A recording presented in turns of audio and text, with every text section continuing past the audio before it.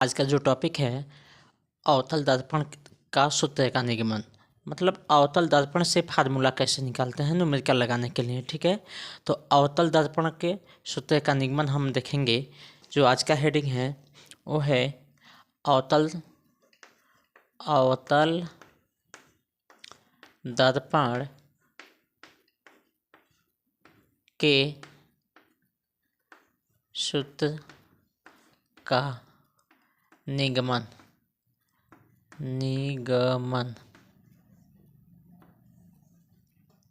अवतल दर्पण के सूत्र का निगमन। ठीक है, अवतल दर्पण द्वारा फार्मूला जो है उसका निगमन कैसे करेंगे। तो सबसे पहले समझिए, सबसे पहले हम आपके सामने एक अवतल दर्पण बनाते हैं। ठीक है, इसको कन्वेक्स मिरर भी कहते हैं। इसके बाहरी पृष्ठ पे लाल ऑक्साइड का पॉलिश या पेंट जैसे आपको बताए थे वैसे इसको कर देते हैं। और यह जो लाइन होती है इसको प्रिंसिपल एक्सिस लाइन कहते हैं, मुख्य अक्ष वाली लाइन। यह पॉइंट जो होता है P, इस पॉइंट को C कहते हैं, सेंटर ऑफ कर्वेचर, और इस पॉइंट को मुख्य फोकस कहते हैं। इसको centre of curvature, centre of curvature यानी C से कुछ दूरी पे एक वस्तु रखा गया है। ध्यान से देखेंगे, C से कुछ दूरी पर एक वस्तु रखा गया है। ये क्या है जी? यह है वस्तु है। वस्तु का नाम क्या रखते हैं? O dash. वस्तु से एक किरण आपको बताए थे मुख्य अक्ष के समांतर ऐसे आपतित होता है। ठीक है, दर्पण के किसी बिंदु A पर, और यहाँ से यह किरण अपवर्तन यानी आफ्टर रिफ्लेक्शन के बाद एक प्रिंसिपल फोकस से होकर सीधे निकल जाता है। यह फिनोमिनॉन हम आपको पढ़ा दिए हैं। ठीक है, दूसरी किरण या सेंटर ऑफ कर्वेचर यानी ध्यान से देखेंगे, दूसरी किरण C से होके आता है, दर्पण पे टकराता है ऐसे, और टकराने के पश्चात फिर से उसी रास्ते पे वापस लौट जाता है। जहाँ पे दोनों किरण मिलेगी वहाँ पे इस वस्तु का क्या बनेगा? प्रतिबिंब बनेगा। कैसा बनेगा? वास्तविक उल्टा और वस्तु से छोटा। हम कंडीशन और फिनोमिनॉन इसके पहले पढ़ा दिए। देखिए, यह दर्पण है और यह वस्तु है, और इस वस्तु का यहाँ पे प्रतिबिंब बना। तो प्रतिबिंब देखिए, ऊपर एरो वाला O डैश है, तो नीचे एरो जो होगा वो एरो नीचे घुमा है, तो नीचे वाला पॉइंट जो होगा वो आपका, इसको I डैश मान लेंगे, और ऊपर वाला I मान लेंगे। ठीक है, नीचे वाला I डैश, ऊपर वाला I मान लेंगे।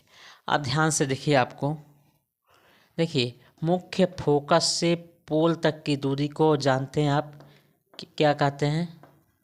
फोकस दूरी, स्मॉल f से लिखते हैं। ठीक है, अब जो A बिंदु है यहाँ से एक डॉटेड लाइन गिराएंगे।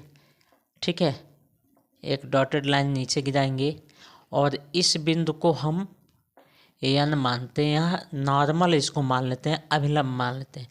इसकी जो हाइट है उसको स्मॉल h मान लेते हैं। हाइट को क्या मान लेते हैं? Small h। अब देखिए, आप जानते हैं C से लेके P तक, ध्यान से देखिए, वक्रता केंद्र से ध्रुव तक की दूरी को त्रिज्या कहते हैं, वो आप जानते हैं। ठीक है, और वस्तु से लेके P तक की दूरी को हम लिखते हैं U से। वस्तु से लेके P तक की दूरी को लिखते हैं U से। लेकिन हम कभी भी दूरी नापेंगे तो P से वस्तु की नापेंगे, यानी दर्पण से कितना दूरी पे वस्तु है। तो हम P से यानी देखिए, दाहिने से बाएं की ओर चलेंगे चिन्ह परिपाटी के अनुसार, तो चिन्ह क्या होगा? माइनस होगा।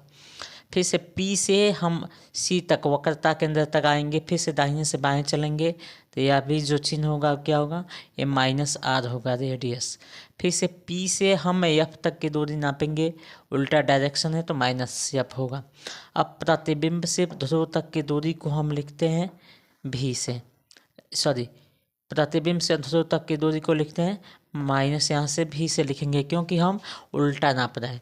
यह आपका पूरा सिंबल हो गया, ठीक है। अब आप देखेंगे इसमें दो त्रिभुज आपको दिखाई दे रहा होगा, लिखेंगे चित्रानुसार, यहाँ तक क्लियर है। चित्रानुसार लिखे हैं। अब यहाँ पे आपको दो त्रिभुज दिखाई दे रहा है। एक त्रिभुज है ओ डैश सी और एक त्रिभुज है आई डैश सी। देखिए आई डैश सी यह एक त्रिभुज और ओ डैश सी यह एक त्रिभुज।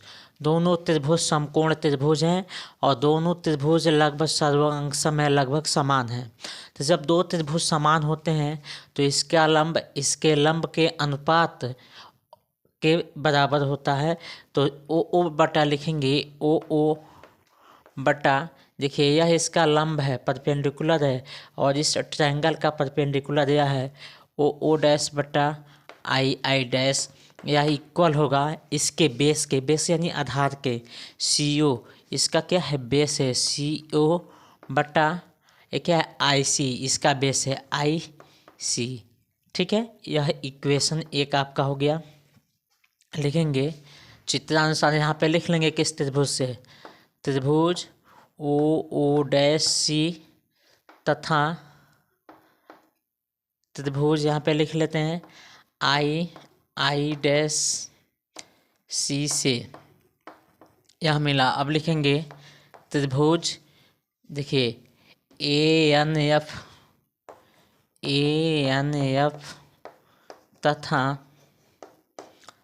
एफ आई डैश, यहाँ पे भी दो त्रिभुज है एफ आई डैश से।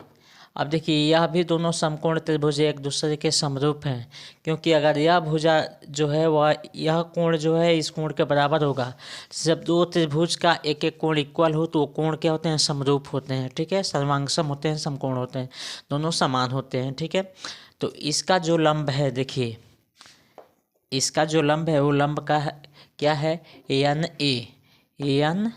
ए, इसका जो लंब है इसके लंब के बराबर, यानी आई डैश इक्वल टू इसका आधार क्या है एन एफ, या किसके बराबर है एफ आई के बराबर है।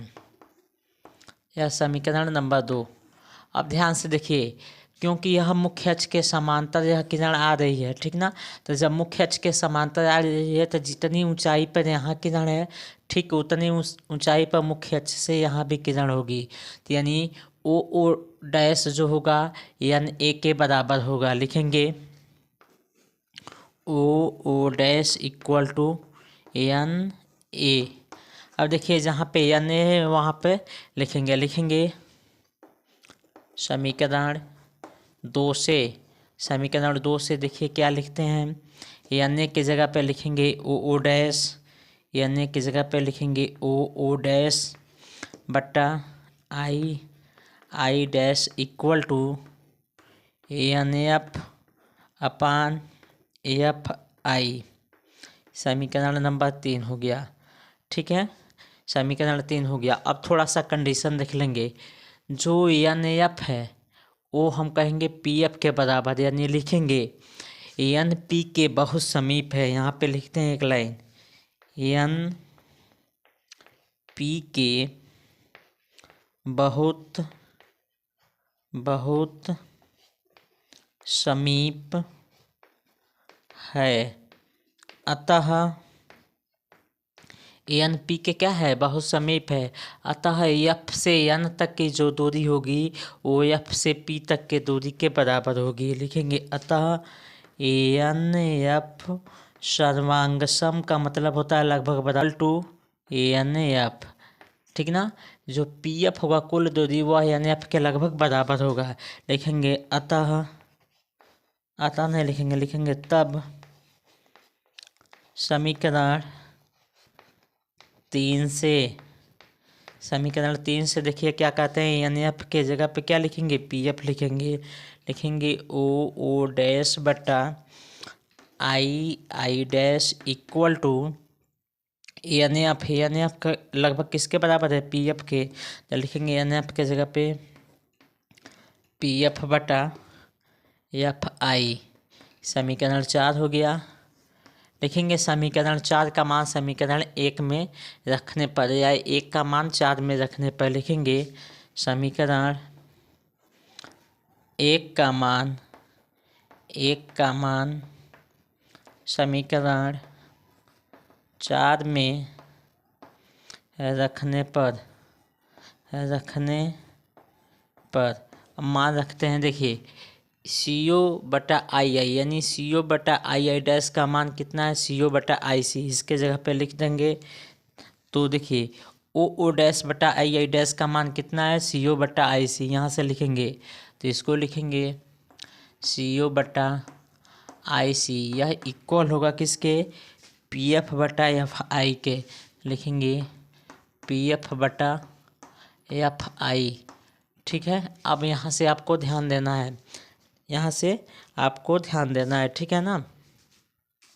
देखिए CO, अगर यह दूरी हमको निकालनी है, ध्यान से देखिएगा, तो हमको कुल दूरी में से यानी P से O की दूरी में से कुल दूरी में से इतनी दूरी हम घटा देंगे। ठीक है। हमको क्या निकालना है, CO निकालना है ना, सॉरी। तो कुल दूरी P से O तक के कुल दूरी में से हम P से C तक की दूरी, यह दूरी घटा देंगे। इतनी दूरी में से यह घटा देंगे तो क्या करेंगे, PO कुल दूरी इसका कितना है, PO। इसमें से कितना घटा दें, PC घटा दें तो यह बच जाएगा। इसमें से घटा देते हैं PC। एक बार और सुनिए, कुल दूरी क्या है, P से O तक है, और इसमें से घटा दें P से C तक की दूरी, तो C से O तक की मिल जाएगी।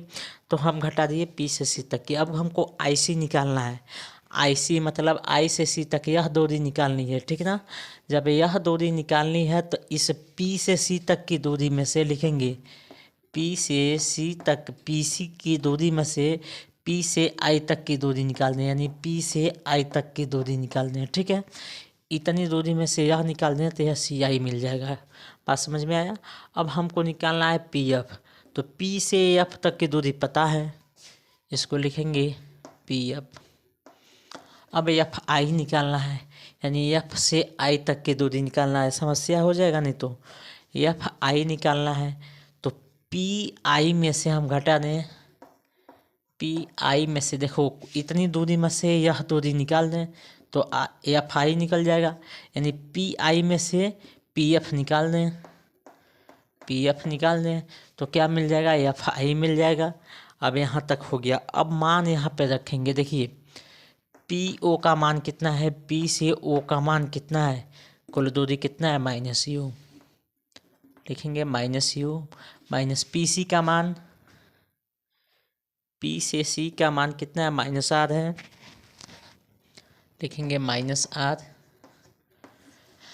PC की दूरी यानी P से C की दूरी -R है, -R माइनस PI, P से I तक की दूरी -V equal to PF, P से F तक की दूरी -F माइनस स्मॉल f है, PI, P से I तक की दूरी -V माइनस PF, P से F तक की दूरी -F। आपको हम पढ़ाए हैं, आप जानते हैं। लिखेंगे हम जानते हैं।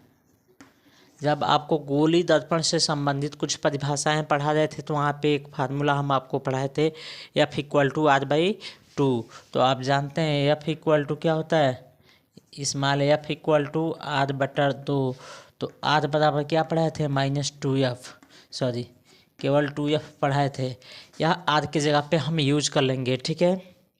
लिखेंगे -U माइनस R के जगह पे, -R की जगह पे देखिए माइनस माइनस से प्लस हो गया।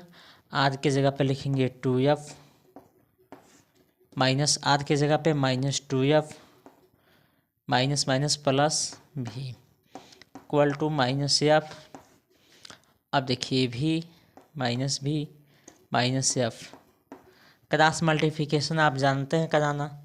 इसका गुणा पूरे का इधर करा दीजिए, इसका इधर करा दीजिए। ठीक है।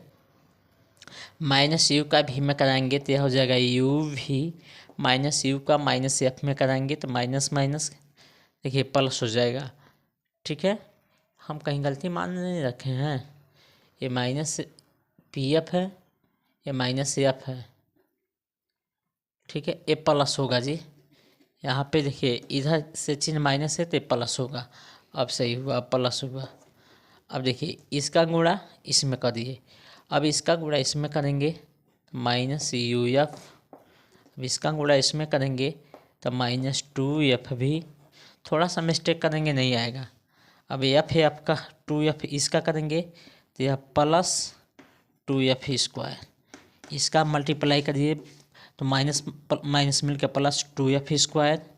अब इसका गुणा इसमें करिए प्लस, देखिए माइनस प्लस मिलकर माइनस एफ भी, इससे इसको काट दीजिए, सबसे बढ़िया है। यह हो जाएगा यू भी माइनस यू एफ, ये क्या है माइनस 2f भी, और ये इसको इधर लाएंगे तो प्लस एफ भी इक्वल टू 0।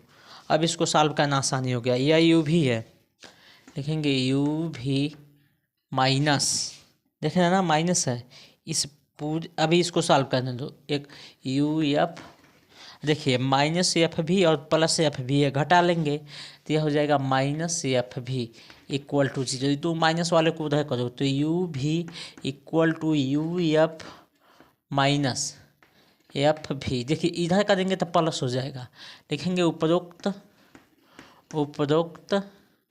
समीकरण के दोनों पक्षों में